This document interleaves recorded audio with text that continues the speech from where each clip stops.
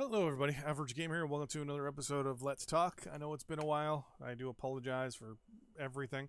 Been trying to do a lot more recordings and videos and all that stuff recently, but health has caused issues.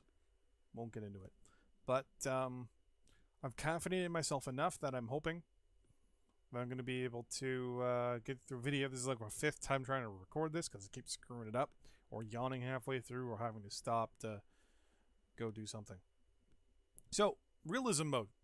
What ideas do I have for realism mode? Well, it's going to come down to a couple things. Number one, I found that the main thing that would differentiate a simulated mode / realism mode versus the current modes we have is a more realistic sensor system and a different system other than weight class or weight to decide what mechs you can bring. For example, and also the amount of teams. So, for example, in simulation mode, it's actually 6 teams of 4.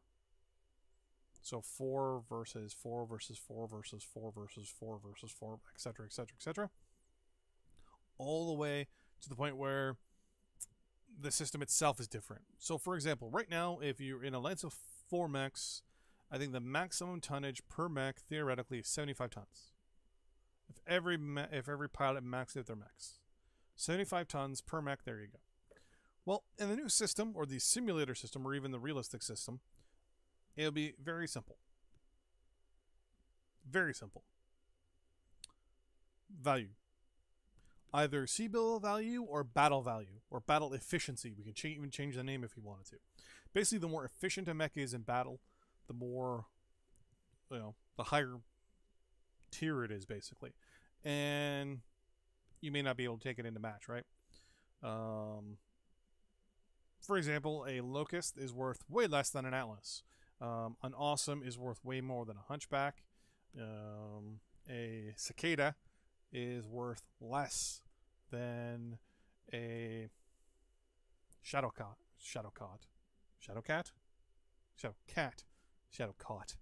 It's a little cot that sits in the corner. It's under some shade. I don't know. But yeah, so somehow they would, we would all get together and figure out what the value is. Obviously, using the tabletop war games and basically come up with the battle efficiencies. Which mechs are more efficient in battle? Just the chassis, with the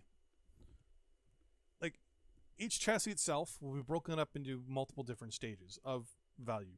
So number one, we would use, say, the assassin. What is a base assassin worth? So all of them are going to start with a base value of whatever, right? It'd be based off of speed, maneuverability, and armor. Then, each variant on the top of that will get the added value to it of where the actual hard points are.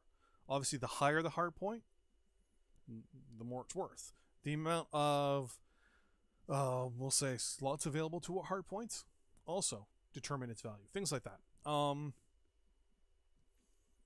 What can be placed within those hard points is also important. So if I have 11 slots available on a ballistic hard point, that's going to be a very valuable hard point.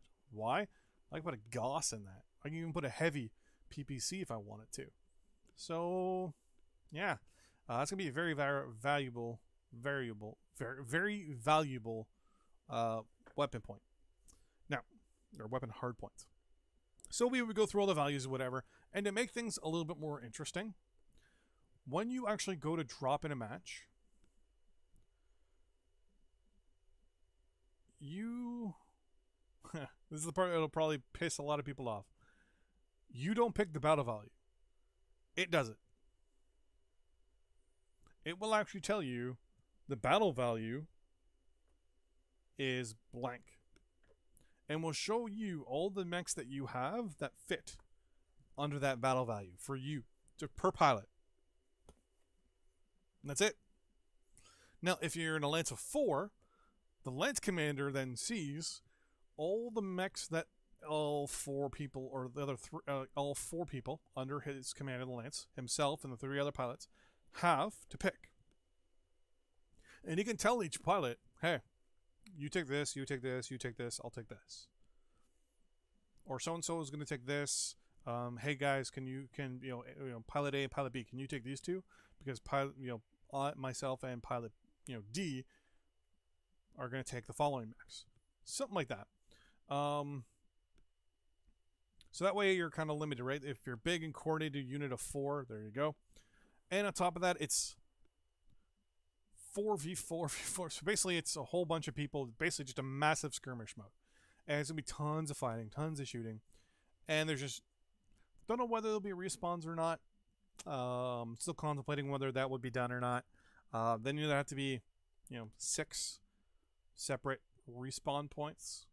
And the question is spawn camping and things like that. So it probably wouldn't be respawning. It's just you go in, you kill, there you go. Now, to make it a little more realistic, obviously there's the sensor system, the daisy chain involved as well.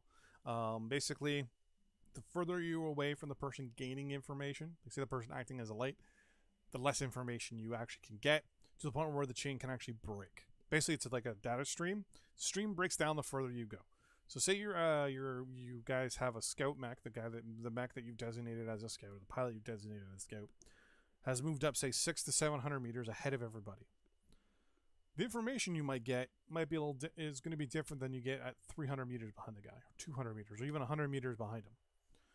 Say at about 600 or 700 meters, you'll just see that there's enemies in front of him. When you hit the 500 to 550 meter range, it will then pop up and say 2 mediums, a heavy, and a light. At 300 meters, you then start seeing what the mechs are. We'll say 2 Centurions, a Locust, and an Orion. Then when you're within 200 meters of the guy giving you the information, the light or the scout, that mech will then you get the information saying, hey, this is the weapon systems on it. There you go. Gun cameras. So for example, mechs that actually have cameras. We're actually going to pick a better mech.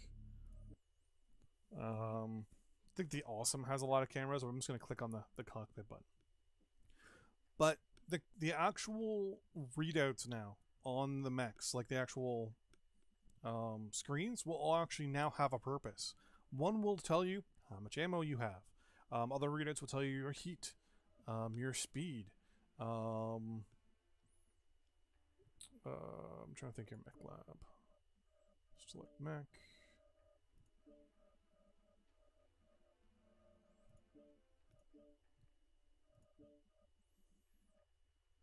Yeah, okay, yeah. Test the grounds, canyon network. So yeah, so it'll actually tell you, like all of these readouts will actually give you information.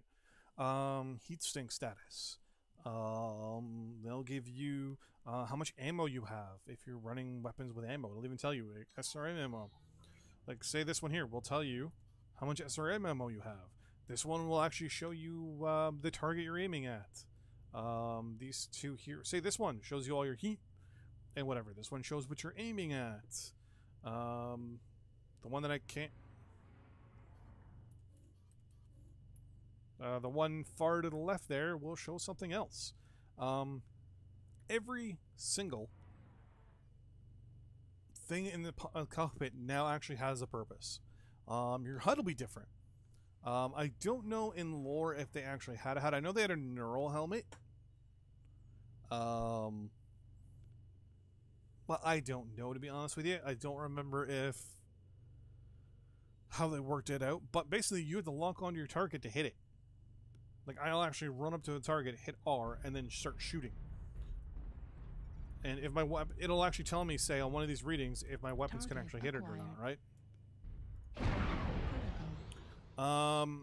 Heat. Showing, having one of these show how much heat I have, speed, all that stuff.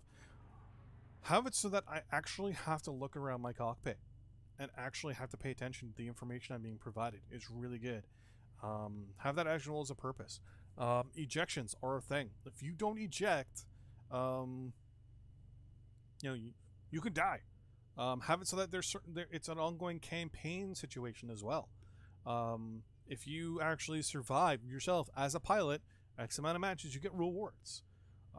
If you get killed and destroyed, well, that's your own fault, right? That's what happens. You're dead as a pilot. Have rewards the longer you last. And I don't mean like just like match in the match, but I mean like match to match to match to match to match. Like if you eject, there's a possibility that you could die. Have it kind of set up that way. I mean, some sort of realismness. Something that also goes long term as well. I wouldn't mind that, but that's something a little different. But anyways, that is my ideas, general, just quick brief overview because I'm already getting tired as hell. And I'm kind of losing track of what I was talking about. In regards to realism mode, lots more to talk about things like that in the future. But that's going to be that for today. I am going to go lay down and have a nap. Anyways, thanks for watching. See you guys in the next episode. Bye-bye.